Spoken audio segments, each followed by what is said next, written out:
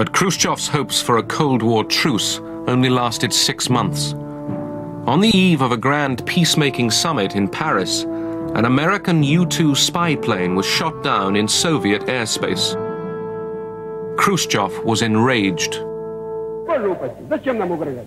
Но для этого что требуется? Не летайте вы в Советский Союз, не летайте вы в социалистические страны. Уважайте суверенитет и знайте границу. Не знаете границу? Ударим. Ударим, обучим уму-разуму. The summit collapsed before it had even begun.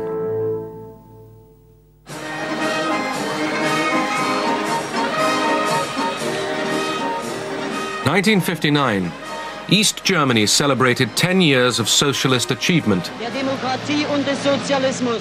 Walter Ulbricht, party leader, boasted of rapid industrial progress and of a socialist democracy that Germany had never known before.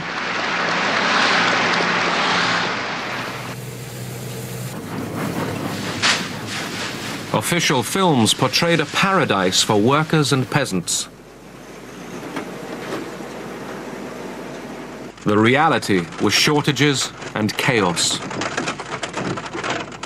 Private farms were forcibly collectivized, and the state's resources poured into heavy industry at the expense of consumer goods.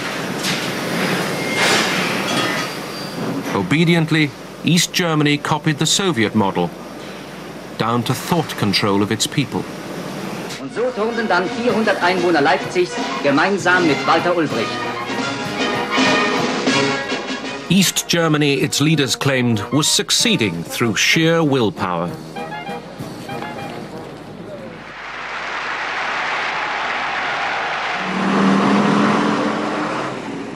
But in spite of hard work and enthusiasm, only Soviet support kept the economy going. East Germany could not compete with the swelling prosperity of the West.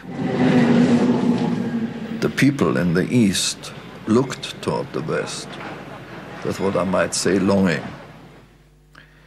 They would have liked to have the same comforts, the same goods, the same chances. And they saw in what was called socialism at the time a system that demanded of them sacrifices with nothing but promises for the future. And as long as the borders were open, it was relatively easy to get there. All you had to do is board a subway, and you were in another world. And it was really a crazy system. Imagine you go from socialism, in quotation marks, to capitalism in 2 minutes.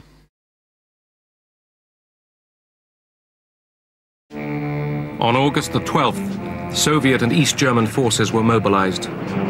Und 23 Uhr wir dann eingewiesen in diese Aufgabe und dort erhielt man konkret Kenntnis. 24 Uhr wird heute die Grenze nach Westberlin geschlossen, mit allen militärischen Maßnahmen.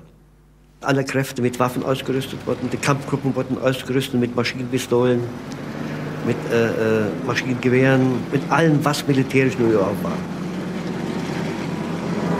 By early morning, East German troops were ready, lined up in battle order along the sector border. It was Berlin's last hour as one city. On the morning of Sunday, August 13th, Berliners woke to find a divided city. Teams of workers under armed guard started erecting a barbed wire barrier through the center.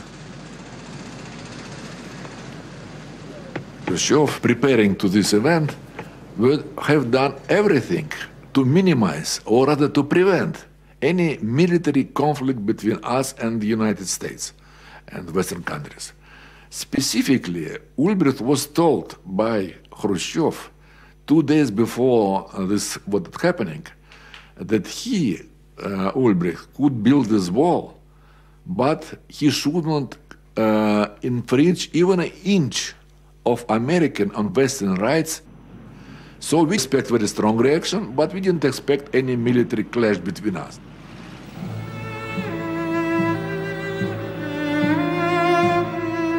The barrier split Berlin. Families were torn apart. My father actually woke me up and said, you know, they closed the border.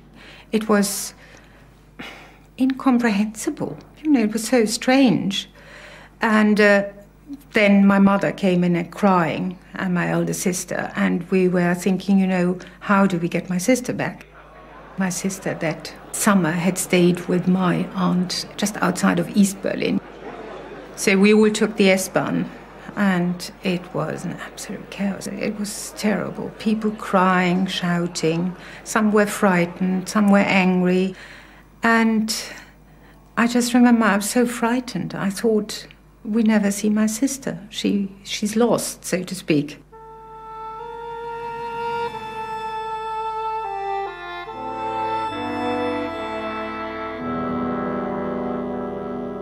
A pitiful old woman timidly walked up the 3 stairs to one of these trapos and said, when is the next train to West Berlin? Because all these people hadn't heard. The first news was at midnight over the East Berlin radio, and these people came to the station thinking they could go to West Berlin. And I'll never forget the sneering tone in which this trapo said to her, none of that anymore, Grandma, you're all sitting in a mousetrap now.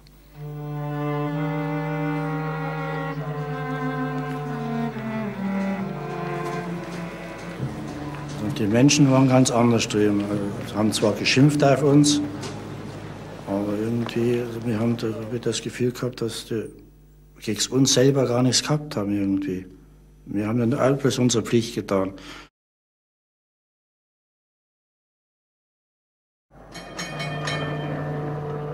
For the Allies, the closed border stabilized the tense Berlin situation. It was ordinary Berliners and their families who paid the price.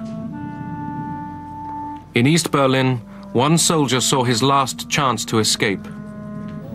Ja, dann war 14 Uhr, habe ich meine Gruppe eingeteilt. Ich war ganz vorne und die anderen habe ich so postiert, dass überall jemand war, dass nichts auffällig war praktisch. Hat niemand was irgendwie gemerkt oder von 14 bis 16 Uhr, das war eine lange Zeit. In der Zeit habe ich studiert und überlegt und mache es richtig, was man verlässt. Die Eltern, die Geschwister habe ich zurückgelassen.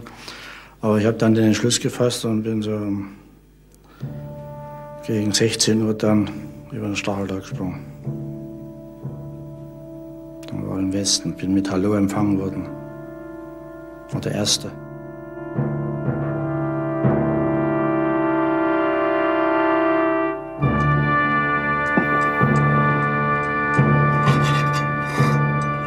Three days later, concrete blocks began to replace the barbed wire.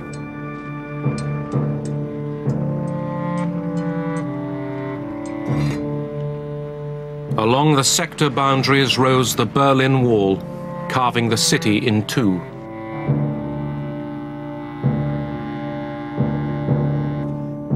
In West Berlin, morale was low. Confidence in Allied protection crumbled.